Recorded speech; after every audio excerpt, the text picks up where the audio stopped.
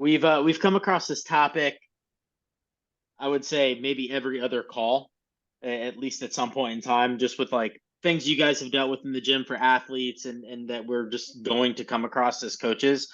Um, and even like as a member, like I listen to the video and listen to them talk, and I see where like I'm an asshole when I take class sometimes. So even like from a member's point of view, it could be, I think, a little eye-opening to look at as well. So the pain points of coaching.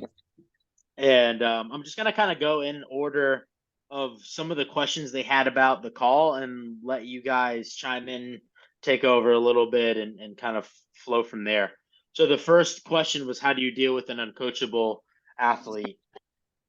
Any takeaways, or does anybody want to lead that off? Not a new topic, for sure.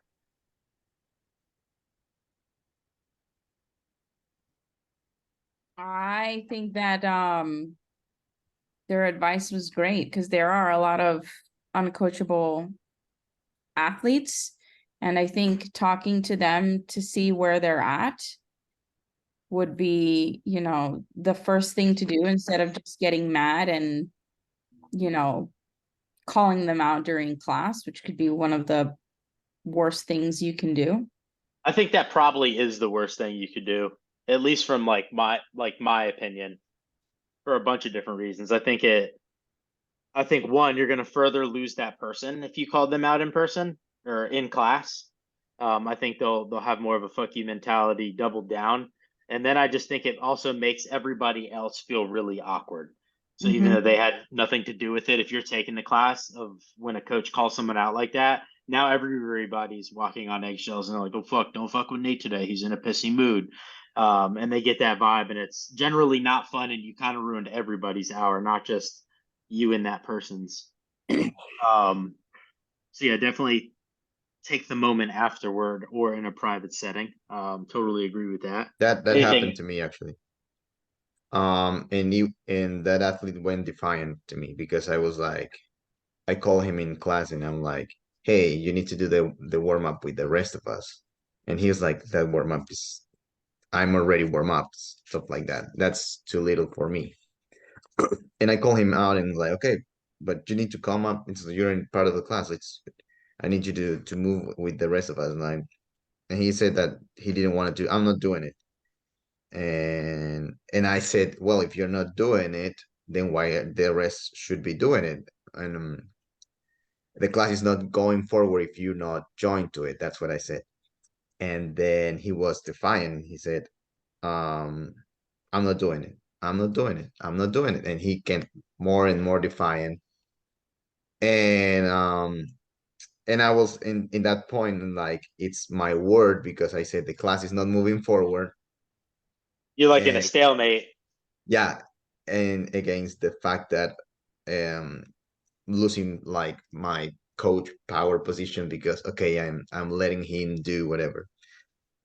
Eventually he said, okay, I'm doing one round of the three rounds that I was asking. But I was like, okay, I'm calling it there because that was it. Yeah, he became more defined. That's what happens with when Yeah, you they put like everyone. I think no one wants to be wrong ever. Like, doesn't matter what the circumstance is. So it's like in like a situation where there's a headbutt, especially when there's eyes and they're watching the situation unfold. Like you're immediately going to go in defense mode. Like even if you don't have to, like your first, I think just as humans, your first like reaction is to protect yourself, right? So I think that's like he probably just immediately went in defense mode and was like, "Oh, now I have to stand my ground because if I back down, like I'm the soft one." So it becomes like that weird stalemate there. I think that's a really good example of like in time person. I think at some point in time, even if you're really good at this and you're good about not making not getting into like a stalemate, not making things feel awkward for everybody else, you're still gonna hit some point in time or some person that like you tell that story, Jose, and like my first thought is like, damn, guy's kind of an asshole. Like that's just like where my head immediately goes. You're gonna have people that are gonna be problems.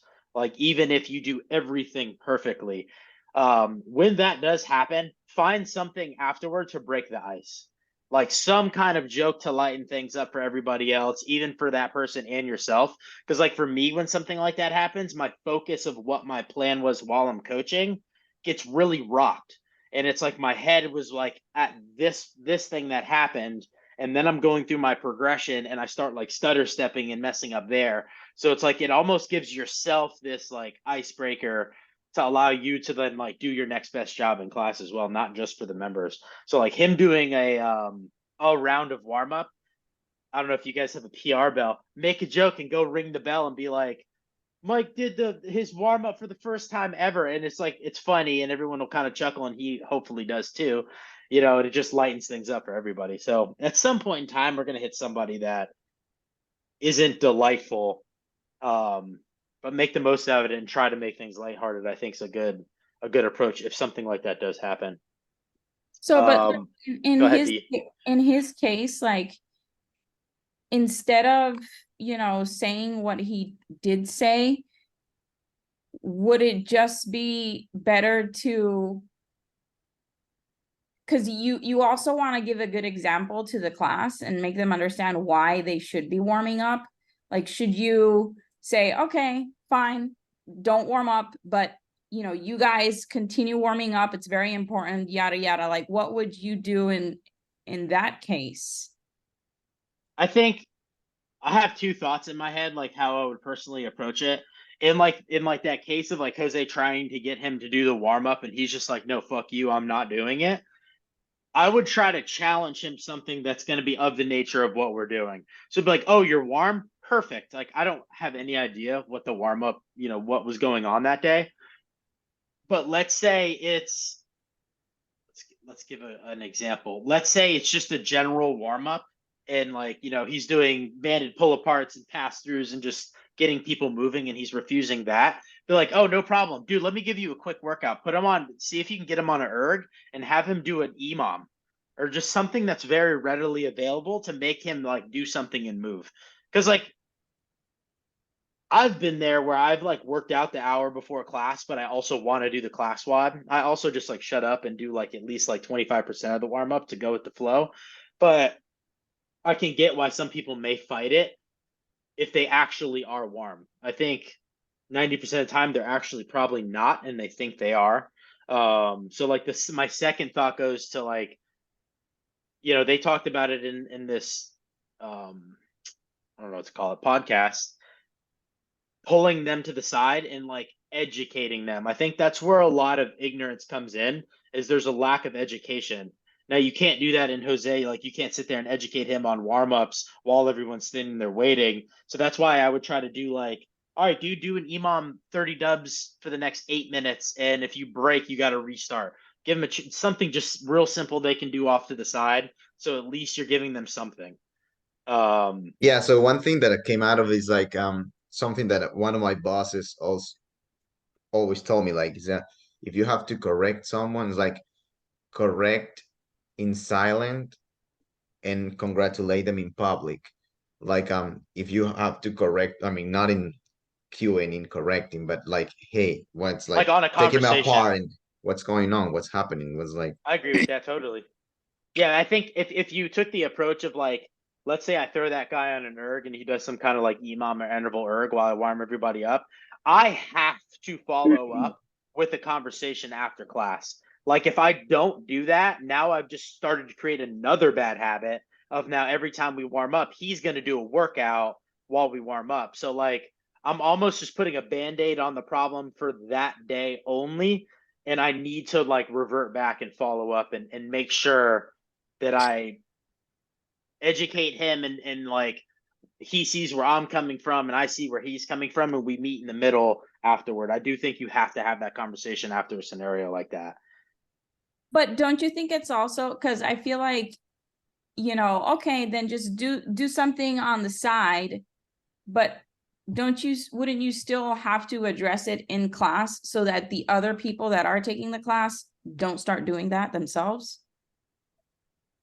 I don't disagree with that. I think though, if that guy's going to be so standoffish, it would be fine to give, this is just my opinion, you don't have to do it like this. Like if you gave him something to do so at least you were doing it, one, you were still in charge. You gave him something. You were still the boss. Like you didn't let your guard down of like this is still my class. And then I think too, well, if it's something like the general warm up, great time to talk and educate. Start talking about it, and then like why do we do this? You know what I mean? And like let them know why it's so important. I think that's a tough situation, like in general, when someone just goes no fuck you, right? Like I know at my level two, I had a guy like that. He was a cyclist and he refused to turn his toes out at all on squats. And he straight up was like, "No, fuck you" to Jason Ackerman. And he was like, "Why?" And he's like, "Don't you think I know more than you?" And the guy was like, "I don't care if you do. I'm gonna squat with my toes forward." And that's what it was. And like there was just a point where Jason could have either fought him or kind of let him go with it, and it became this just like super awkward for the rest of the weekend battle. But like at the end of the day, like that guy was just kind of an asshole, you know. And unfortunately, that happens. I think the biggest cloud over this entire issue is like when someone steps foot into the gym, what are they allowed to get away with? So like on day one, if like the gym is like this, then their expectation of every time they come to the gym, like whether it's saying hello to people, starting the warm up, listening to the brief, their expectation is going to be that, not chaos free for all. I'm going to do what I want. And now I have Jose that cares a lot, that maybe Coach B doesn't care, and I can do whatever in their class. But Jose wants me to do the warm up, and now Jose's the asshole because he's actually doing his job. But it's what like has been like allowed and given. So I think the culture and like they talked about all the coaches being on the same page, and like that's included in the owner. Like your coaches can be on the same page, and your owner could not give a fuck, and it still fucks up everything for everybody else. That's a really hard thing I think to correct, and that's not something, not saying that like Soflo has that, but I mean a lot of gyms are coaches are on different pages. I think that's something that has to develop over time if that's something that has to get fixed. That ain't gonna get fixed overnight. I think that like all of these problems that they talked about could probably be corrected off that. Do you guys agree with that? Mm-hmm. Like when you go into a Yeah. seminar, like we're coaches, we've all been to something at this point in time. You go in with the expectation that we're going in, this is business. And 99% of people don't fuck around and they're not talking during lectures because they know what's expected. It's the same thing for our class. I'm going to use one of our coaches I coached with at Riptide as an example. And Mike got to witness this while he was at Riptide like pretty strongly.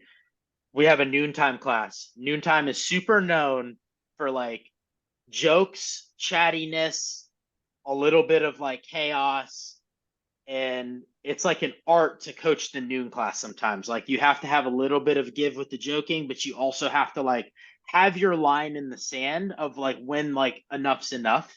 And we have a coach, JT. He's an awesome coach. He's very, very knowledgeable. He's been on the call like once, I think, really early on in the beginning, if you guys were on.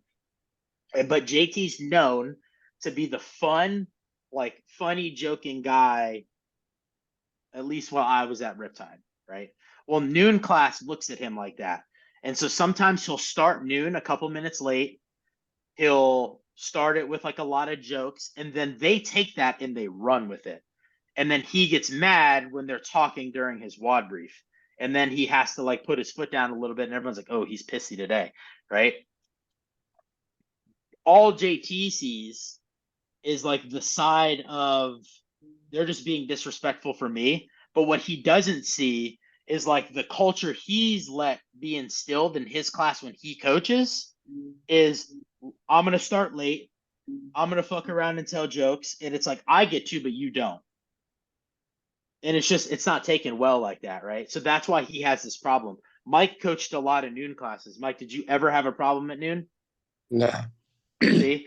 Because they knew what they were getting from Mike. They knew what they were getting from JT. And it's like when I coached it, it was the same way. No one was fucking late. No one fucked around. They listened to my WOD brief. And I told jokes in the intermittent while we were doing general warm-ups or things like that. It was still there, but they knew when it was time for me to talk at the TV for the WOD, they knew what I expected.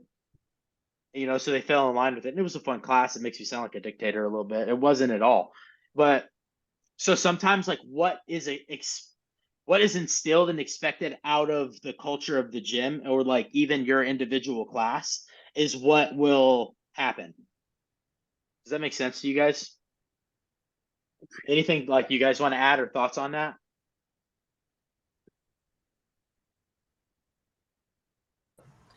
Where I usually see a lot of the distractions is during the warm up, and I feel like a lot of the reason why is that a lot of people just don't see the value in the warm up. They may have not had an injury in the deadlifts because they didn't get their glutes fired up like I have, kind of thing.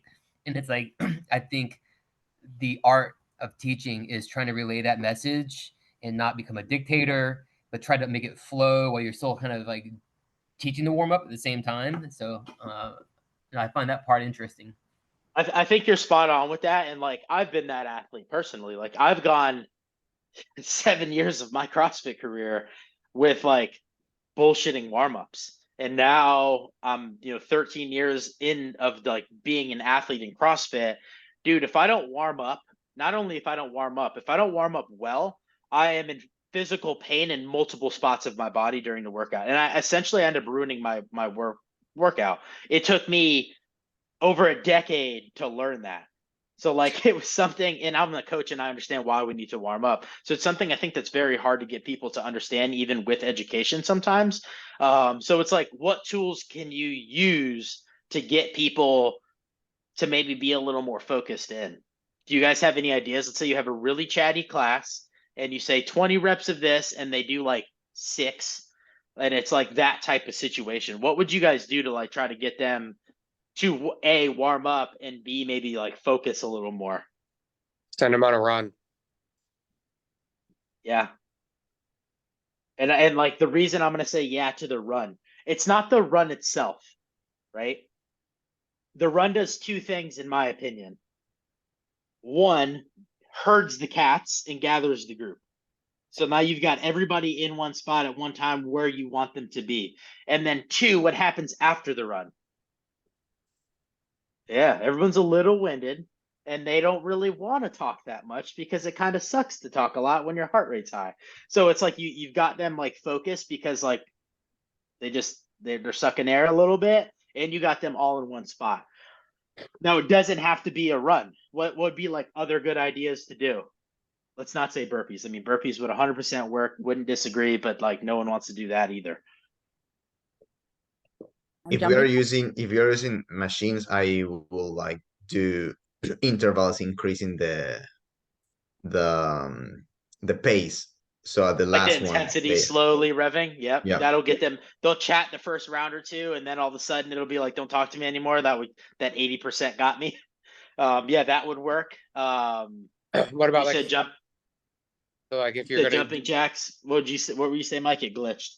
like static holds? So if you're gonna use the rig, then doing like dead hangs, or if you're gonna be upside down doing like handstand holds, things like that's where they're having to hold positions for an extended period of time and they have to focus on that. And you're not going to be in a conversation. I think that would work. I think all of these things, there's one more element that puts like the icing on the cake. Could really be any movement. Doesn't matter what the warm up movement is.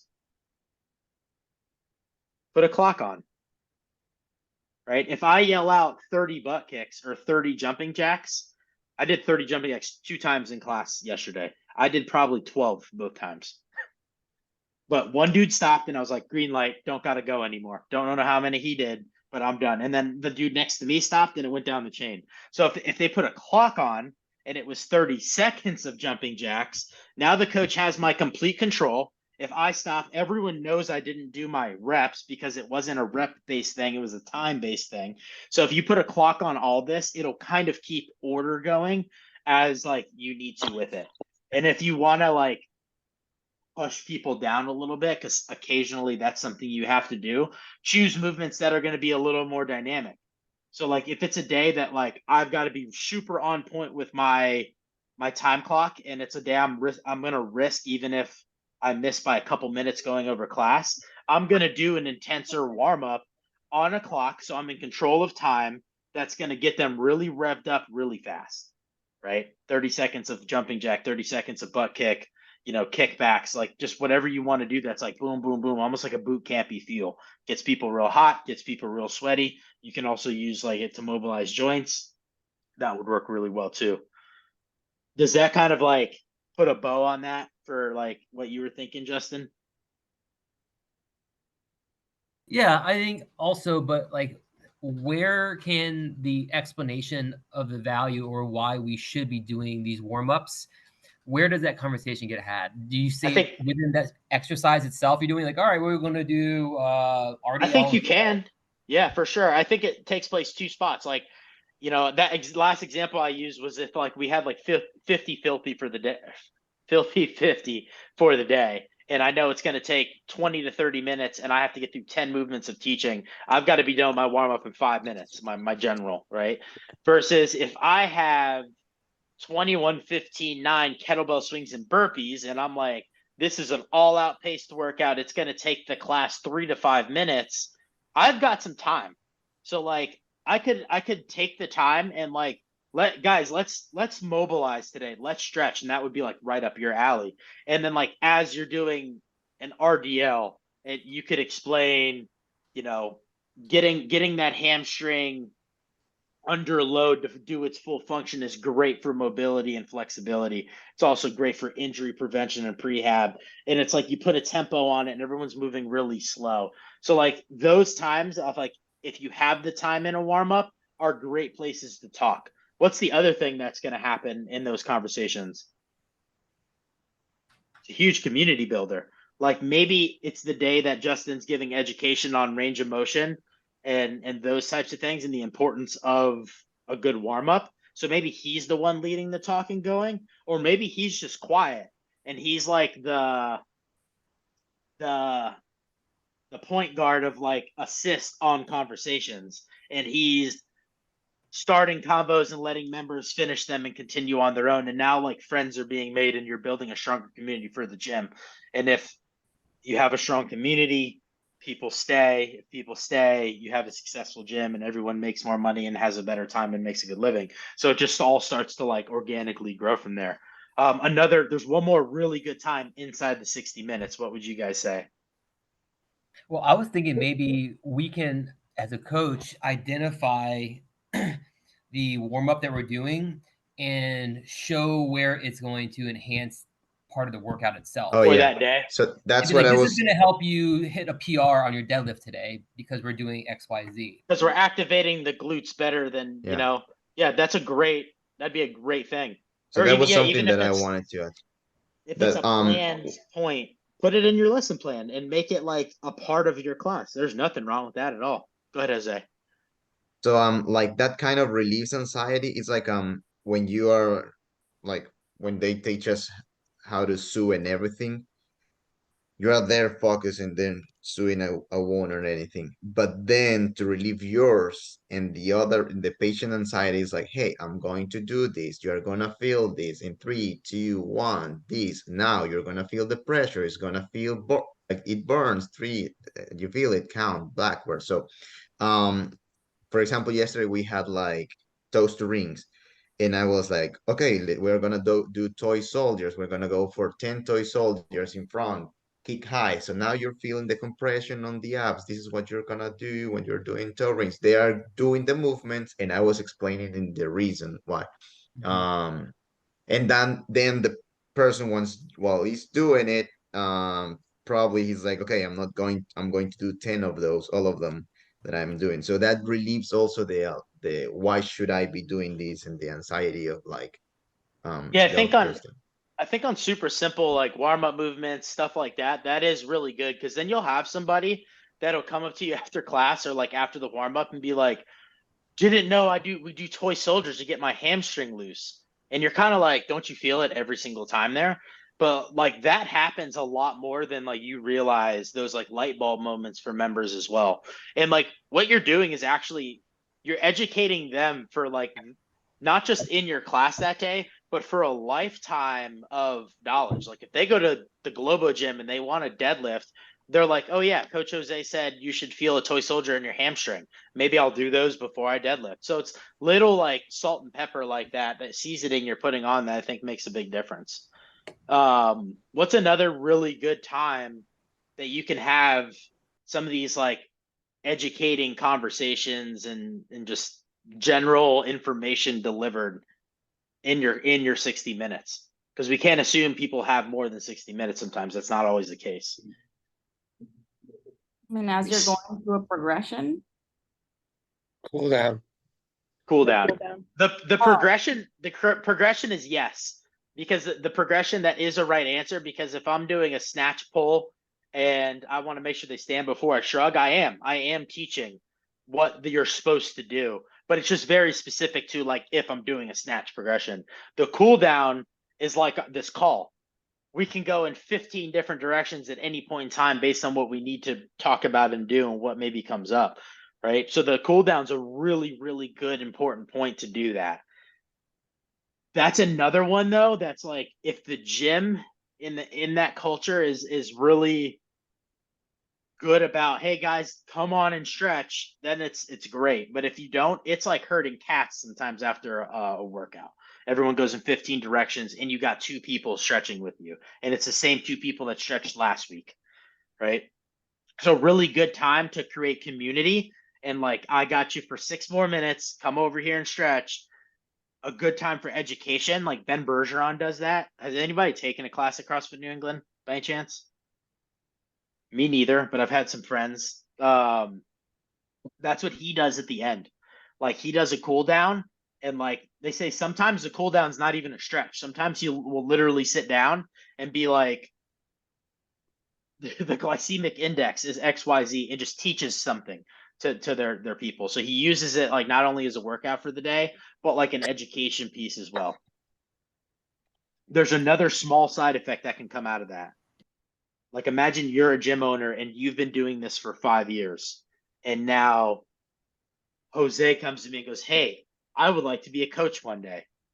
You just did coach's development for him on all these little tidbits for all the years that he was a member, and he's not starting from scratch because he's seen a really good example and he's heard and absorbed a lot of information.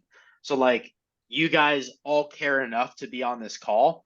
At some point in time in all of your careers, you may have the opportunity to run, to own, to be a head coach and manager. And these are tools that will also grow and make you look better as a leader.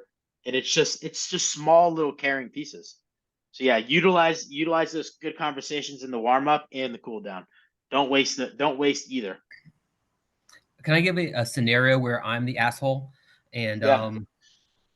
I'm not exactly sure the best way of handling it so much, but it happens during the cool down, where usually at the end of the workout, I'll either stay after and do accessory work, or I'm going to go and do yoga myself, teach or do yoga. So I usually bypass like the 5-10 minutes of whatever kind of stretching they're doing after. But then I feel like kind of what we're saying, like that guy who's just being like defiant. And I'm like, God, I don't want to do the damn stretching right now because I'm trying to get in some additional accessory work. And then so I'm like in my own mind debating, I'm like, should I just do this like cool down stretch thing, even though it's not really going to benefit me at that moment because I'm trying to get some more workout in. Like, what do you think about that? I think it could be like Pat Barber talked about some of the give and take that happens. Like, and he was talking about someone that wants to RX and, guiding them to making the right choice. But he was like, but sometimes you let them make that decision, and obviously it's with good measure. I think if there's times that you're in the cool down session and participating, and then there's times you're like, I want to do accessory work, I think you'll still be viewed and like respected as someone who participates. Does that make sense? Yeah, So I think a little bit of a give and take would go a long way.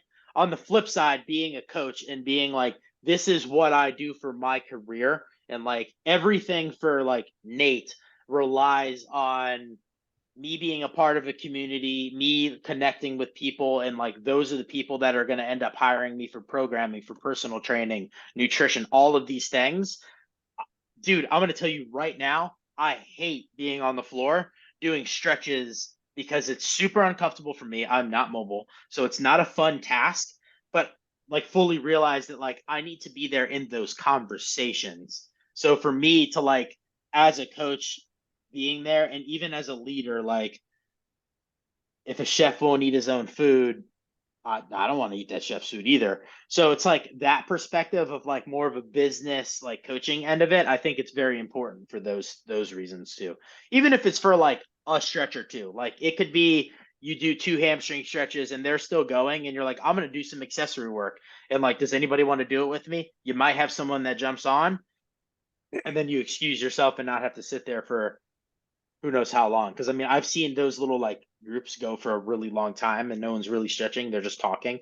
So I mean, it can go for a bit as well. Does that kind of answer it? I would just give and take it. No, I think that's good. I think just kind of doing some days and doing the stretch with the group is a good way of doing Yeah. it. And like you'll have days that like you're gonna do accessory and you know it, and you'll have days that you know you're probably not. Or like I know I've planned it and like smashed myself on a workout and I'm like, dude, fuck those. Like I ain't got it in me no more. So I mean, when those days pop up, use that day to get into that group. Any other thoughts? And we'll kind of move So to the thing is that I was going to say is like we are now doing only cool downs with stretching in our gym, but it for can be anything. example, yeah, in the it's like it was very CrossFit into my last gym in Ecuador, and they were like, we could talk about nutrition, just cool down, breathing fast. Okay, you know what? Okay, so remember the blah blah blah nutrition. Let's go to the bikes, for example, and let's just go in the bikes to cool down because it's not only the Yeah, stretching it way, doesn't. but That's a great point. It really doesn't have to be. Um, I think one of the most successful ways I've gotten people to like chill out a half second after the workout and cool down is run like a little Tabata plank or a half Tabata ab. People will get on the floor real fast to do it. And then what you end up doing, even on the people that were going to run, they do their abs and whatever you're going to do. And then they smoke themselves a little bit. And then they had just kind of like relaxing and laying there and like talking anyway afterward. So to Jose's point, use whatever fits your people, your community. Like if I have a class that I know loves doing abs, I'm going to do a plank for my cool down or, something of that nature. If I have a class that no one wants to do shit, we may just walk down the alley. Screaming at them to go for a walk, I don't think anybody cares about. But if you get up and walk yourself to the door and say, come on, guys, they'll get up and go with you. And then, like, you have a 50-meter, 100-meter walk. Everyone's just talking. You're relaxing. By the time you get back to the gym, heart rates are no longer 180, 190. They've come down. And on a physiological standpoint, it gave them just a little bit of an extra movement while the heart rate was high. It actually recovers and flushes them faster, whether they want to believe you or not. So yeah, use literally whatever in your tools to be used there. Band work is a really good thing too. Like for Justin's accessory talk, like getting people on bands and doing something like tricep extensions or press downs. Great way to get fitter, stronger, faster. It's slow moving, so they'll slowly come down and relax. And it's not so structured to where people can still talk and create community, or you can educate while we do it. Why are we doing 100 banded tricep extensions? To get blood flow in the triceps to help facilitate recovery. Oh shit, I didn't know that. Cool, coach. And you look fucking jacked and you feel like a boss because your triceps are full. Right? At least I like that. I get excited. Good points. Everything. Anything else before we get to like that ego RX athlete? I do want to talk about that. Sweet. Good points. Good points you guys brought up. We've touched on this before, but I do want to like retouch back on it because I think it's such an important piece to coaching class. And for our own fitness. Like I'm going to use me as an example. Yesterday, I like half scaled the workout, but I knew I should have scaled it more. And I ended up just like blowing myself up and not doing what I was supposed to be doing because of my ego. Now, like they do none of this at the gym I'm at right now. So it's just purely me in my head. But if I would have scaled heavier, I think I could have got 2 more rounds and it would have actually been more volume, even if I would have adjusted the reps down. Does that make more sense? So from not only your coaching ability, but like yourself personally and getting people fitter, super important. So you have that athlete that has to RX no matter what it is, and they can maybe pull the barbell or do a couple handstand push-ups, but you know it's a mistake and you know they're not going to hit the stimulus and it's going to fall apart. We've chatted about this before, so I want to let you guys answer. What's something you can do without saying no bluntly to make people not make that mistake and go RX? Give Or Test to run. maybe go RX. Test round. Yep, nailed it. Gina, is that what you were going to say? I said challenge them. Challenge them. That I can like go to right. tell them it's a challenge. That can go right in hand with the test round or in the workout. I'll tell you some stuff I've done as well. So the test round. Hey guys, you're gonna do. Let's say we have Diane today. 21, 15, 9 deadlift, handstand, push up. You're gonna do 7 deadlifts, 7 handstand push ups. Let them go. You have a minute to do it. If they go outside the minute, whatever was the issue for them, we drop load, we drop reps, we modify handstand push-ups. Or if like something you're looking for is like who's going to go 7 unbroken deadlifts, who's going to do 7 unbroken handstand push-ups. Hey guys, if you had to break the handstand push-ups once, I want you to do a 15 9 6 or whatever it's going to be. So that now you're testing and making sure where they need to be, but then you're giving direction. I've seen like test rounds happen with no direction, and because of the lack of direction, people still make mistakes because they actually don't realize what's in your head. The challenge, it could be, hey guys, we're gonna do as many double unders in 30 seconds as you can. I want to see who has the highest score. That's like a challenge to them. You have a number in your head, and if you're like, hey, if you got past 35, you're gonna do the RX double unders. If you got 10 to 34, you're going to drop 25 off a round or like whatever it's going to be. So like in the challenging is a great way to get people to buy into your test round and then give them direction. The last thing I do, because then you still have the person occasionally that's like, this happened early in my coaching career on Diane. That's why I use the subject. The guy could deadlift 225. That's RX. The guy could do handstand push-ups. He could do one at a time on both movements. Didn't use any of these tools, had just the argument with him, finally was like, dude, fuck off. I'm going to let you make this mistake. I let him go. It was like in my second year of coaching. And he proceeded to do like a 38-minute Diane, which Diane's supposed to be like 4 to 8 minutes, I would say, like for a general population. And he took over 30. He did fucking Murph, basically. Right? What I should have done was obviously run these test rounds. He was still very hard-headed. And the second thing would have been a challenge in the workout.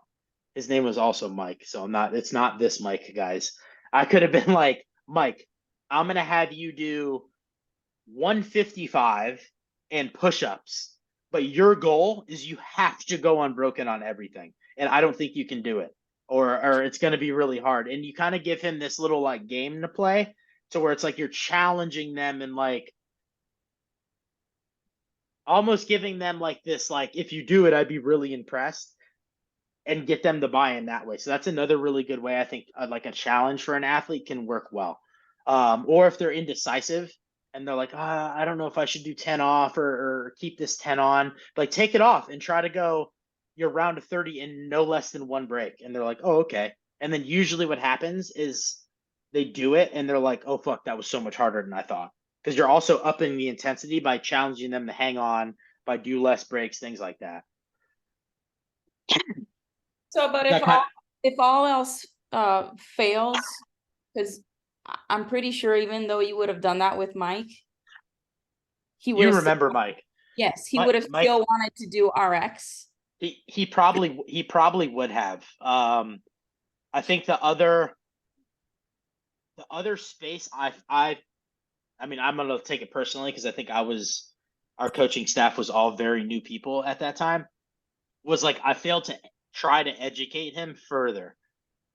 Like he was the person that would put a belt on to do ring dips, to give you guys some like perspective. Like that's not a joke. I remember him putting a belt on for ring dips one day, and I was like, "What's going on?" And he was like, "It hurts my back." And there was clearly something very wrong with his back if his back was hurting on ring dips like that. But that's just like who he was. He would see something on the internet, or he would see what was on RX, and he would just go for it.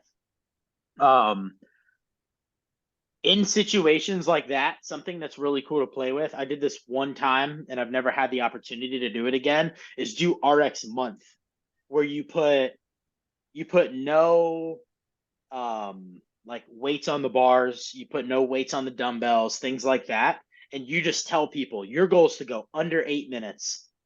Pick what you need to pick to go under 8 minutes. And sometimes that can be very educational for like the athlete himself on like, I need to use 35-pound dumbbells. I'm not going to do it with 50s today.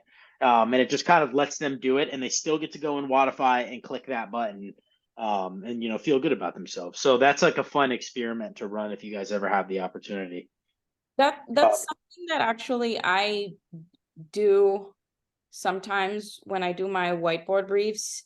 I don't give the weights that are like noted because I don't want them to just focus on that and I have to do those weights. I just say, just do however many, like do the weight that you can do at least 10 in a row with. Doesn't matter what weight that is. That's perfect.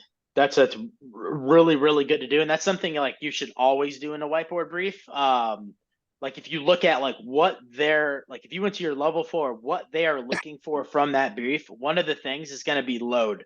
And like it can be whatever numbers written by that barbell is what it is, but they want to hear you say this is a moderate load that you can do 8 to 12 reps at a time with, or something of that nature, or this is a heavy load and it's 5 squat cleans today. These 5 are going to be singles. Like they want to see and hear that heavy may be a barbell for my grandma, and it may be 315 for Mike Ackley.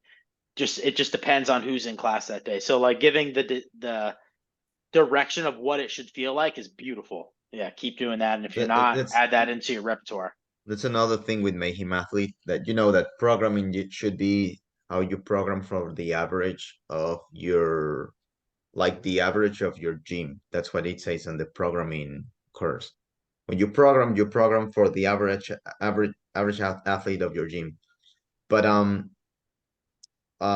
like their goals on Mayhem Athlete is like should be for average in the world probably. Sometimes I hit those goals. Like for today is like every interval do it in 1 minute 30 seconds. But and people rate it there and they want to do RX and they will not do it. So I went to a class with a coach recently, another of our coaches, and she said, I don't care about what is written there of RX. What I want you to do is the goal. I want you to meet the goal for the day. And I'm like, okay, that's what I'm gonna say on my class too. So it's like this Which is the is weight, but that's not what I want. I want you to meet the goal of the workout. which is like what we're supposed to be doing as a coach. Like no matter what, if the programming, because I've been to gyms where the programming is written for grandma and grandpa so they're not scared, right? And then I've been to gyms where it's like for general pop, and then I've been to gyms where it's like for the best person in their gym, and like that top one will scale down for everybody from there. But like on the flip side, the skill of being a coach, like even if I'm programming chair squats with no weight, and you're going to hold and put a dumbbell on your shoulder, and it's my version of a squat clean for a 90-year-old. If I have one of you guys come in, I need to have the ability to not have you do that, to do heavy squat cleans. So it's like that ability to scale. Everyone always thinks down. It's not always down. It can be up too. But what we're all trying to do is my best athlete and my worst athlete that's uber watered down with are all hitting their interval in 90 seconds. Right. So that's like that stimulus, and what she said with that, beautiful, because that really is the goal. Like the stimulus is the stimulus. And like when I'm writing programming, I'm writing the barbell weight by the barbell by the rep scheme according to the rounds, or the rounds that need to be hit, based off of what that bar is going to feel like, what I want it to feel like, and then go. So if Deanna does one of my workouts and I programmed a 135-pound barbell, and I wanted that athlete on the barbell for no more than 60 seconds, and she does 135 and it takes her 3 minutes. Now she's like actually ruined the workout I've written, right? And like she got this totally different stimulus that maybe I have planned for tomorrow that I don't want to be hit yet. I want that to be hit then. So like when you have those people that are insistent on RXing, explaining like our goal is to hit the goal, and I know you want to go heavier and get stronger, but that may be coming. Now, if that's like someone's sole purpose is to get stronger, then like it's okay to like adjust it and kind of like tailor the workout to them here and there. But that's dictate the way you coach, the way you explain loads, reps, how you're breaking it out based on the stimulus. Like that's at the end of the day, that is the reason we scale, we practice threshold training, we do test rounds, because if it's a good program, there's an overarching plan happening, whether it's, you know, a progression, general, it doesn't matter what it is, there's some kind of plan that programmer wants to happen, and hitting the stimulus is how we're going to get there. A great example is like a squat cycle where people sandbag it, and they sandbag it for 8 weeks, and you know they don't PR, and they're like, oh, but I squatted 8 weeks, but you didn't squat with your 90% like it said, or things like that. So yeah, always try to hammer the stimulus, use those test rounds or like those little challenges like Gina said to really like drive it home. I It's got hard. oh, go ahead. No, I didn't go. I was gonna say I got one. I witnessed it like a couple days ago in class. A lot of the members, we had handstand push-ups, and I gave like modifications of like box pike push-ups for athletes who couldn't really hit the stimulus or hit like those the handstand push-ups. And there was multiple athletes that are like, I can do handstand push-ups, but they're doing it with 2 to 3 ab mats stacked up on top of each other. And they're like, but I can do RX. I'm doing it right now. So then it's tough to try to get them to want to get off the wall and onto a modified movement. But if they're just doing it with 2 or 3 ab mats stacked up, they're never going to gain that strength to get No strength in the range of motion. Right. So then how do you kind of get that I person use out this from is there? weird. I use a squat as my example. I just prompt them with a question and let them answer it themselves. I say, if I have a 400-pound barbell on my back, and I say, watch my squat real quick. And I do this, I've done this in class, and I squat like a push press dip, and I stand, and I said, ring the bell. I squatted 400 pounds. You hit 225 for the day. The first thing out of their mouth is, you didn't go low enough. That was a shallow squat. So I just say, what's the difference in doing a handstand push-up like this or like that? And it's the same thing. It's a range of motion issue, right? So it flips them, makes them think about it a different way, because we're so passionate in CrossFit about going hip crease below the knees when we squat. And that same passion, I don't think, is driven for things like handstand push-ups, or you see it in pull-ups sometimes, things like that. So I just flip it and make them think about it from a different perspective, honestly. And that usually works pretty well. On the flip side, when someone stacks 3 mats, that's like a hard foot down for me, because I've worked with and just like witnessed a lot of cervical issues from people that lack the strength and that are doing it on mats like that. And one, they're slamming because they can't control themselves, but then you have an ab mat and it's like a freaking boat and it teeters. So now their neck's also doing this during the rep. And it's just, you just go, is it worth it? Like when you're 55, 60 years old, like, do you want to be able to look left and right and maybe play with your kid? You know, and they're not going to be like, yeah, I don't give a fuck. I'd rather say I RX this workout on, you know, 11/28/2023 that no one knows. You know what I mean? So it prompts a different, I put my foot down usually pretty hard with those. A challenge is a great way to set them up as well. Put them on a bike, a box, use what Gina said, and be like, I bet you can't go unbroken. And like, if you do a really good pike push up or off a box and you're in good position, I don't care what anybody says. They're hard. You Sometimes guys harder follow. than handstand I think push-up. they're sometimes harder than handstand push-ups. If you follow Brent Yeah. Fikowski, he is always doing that shit. And that was the one thing that kept him out of the games for years, was until he started doing modified handstand push-up work. There's a podcast somewhere out there that he talks about that. So just reframe it to them a bit and have them think about it from the squat point of view and see if that works next time you come across that. All right. I have a question. Yeah. I thought that with the programming, I thought that you should program always for your best athlete and then scale down. I don't remember what the online programming says specifically to that. So that course, I know you're getting ready to take it. I don't remember that. I originally got taught to program for like your top end and then modify and scale people down. But I will say, like, if I was on a debate team and they put me on this side of the stage, program for top end, and they put me on this side of the stage, program for most of your field, I could argue both probably very well. I think from like a self-esteem, feel-good standpoint, if I have 50% of my population can RX, they're probably going to be more excited to come to the gym more often than if 95% of the population have to scale constantly. So I think like you can make a psychological argument for that, but then just you need to do a good enough job to like give who needs more. So I guess it depends on the demographic. I think it depends on like if you were a gym, like this is my opinion, business unrelated to maybe what CrossFit's saying. If you're a gym and you know your demographic well, I think you make that call a little bit for that. Like if I'm at CrossFit Hype in Boca, very competitive gym, I'm programming for the top end and they kind of tend to drag people along until they get good enough, right? Versus if I go to what's a good example? There's a gym here that I met with the gym owner and he said most of his population's over 50. I'm probably not going to do that. Like, I'm probably going to do things that are going to maybe help range of motion and not do pause overhead squats constantly. So it's just, I'm going to trickle them in, but I'm going to do it in a very different way.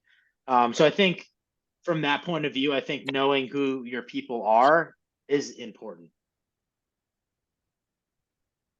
That's why I think sometimes when like someone is an absolute, and it doesn't matter if you're talking about programming, I mean, anything, I don't think there's room to only be absolutes and black and whites always. The only absolutes are like the standards that we go by, right? But even then, like if someone can't squat hip below knee because they're in pain, but they can parallel box squat, I'm going to still break the standard and have them parallel box squat pain free. So even like the standards in certain cases can be manipulated. That makes sense to you guys? Why I say no absolutes. Every human being is so different. Mhm. Anything else you guys got? Oh, I got one more before we wrap up the day. Toward the end of this, really good question on keeping all the athletes engaged.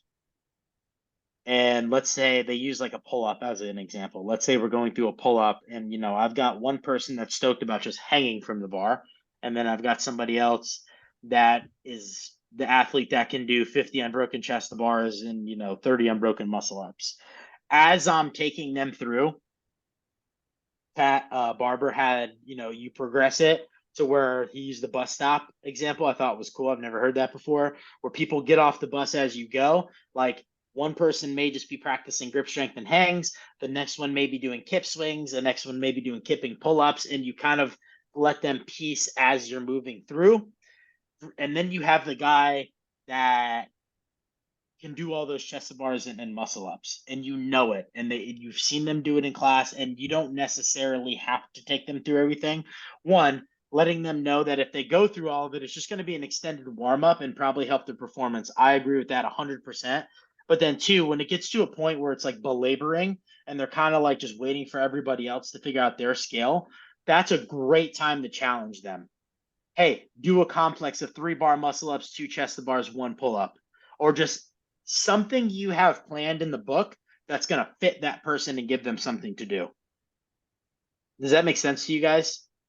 The one thing I would be careful with is don't give them like an EMOM 10 of 5 bar muscle ups, and then you get to the workout and there's 30 bar muscle ups in it.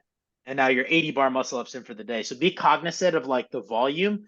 Give them something that may be more skill based and like challenging of that nature rather than physically just grueling and taxing. Unless the workout's totally unrelated and it's 400-meter intervals and you're just practicing pull-ups for the day, then you can do it on that. But give them something that's going to challenge them in a very different way that's more advanced while you figure out what scaling options are going to be, or while you take people through a great example is low ring muscle up progression. Have those more advanced athletes go through the first few, touch them shit up, give them some cues, and then be like, all right, I want you to do a complex of a toe to ring muscle up. Start with 1, then go to 1, 1, 2, 2, like something like that, so they have something to do in practice while they go. Make sense to you guys? Gives you another toolbox. I would pre-plan that just in case.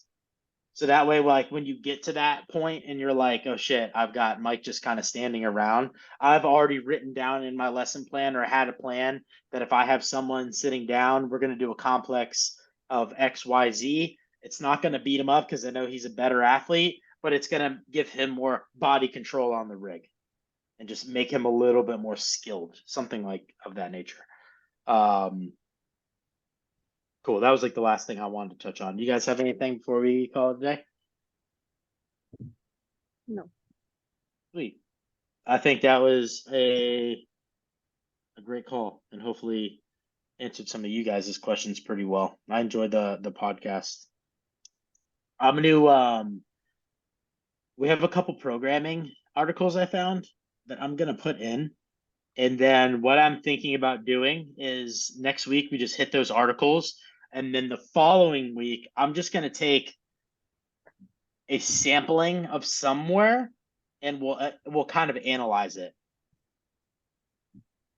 How do you think that sounds? Cool. That way we get like a little agenda and like a little plan going too. All right. I will see you guys Thursday. Hold on. Guys, I got this cool shirt, Coaches Mafia, from Nate's website. And since you guys are all in Coaches Mafia. Oh shit, sorry. I muted you. That was totally an accident. I did not mean to do that. I was just trying to find my cursor. Anyway, you should check his website out. He has a few cool stuff. And I really like this shirt. So yeah. I appreciate that.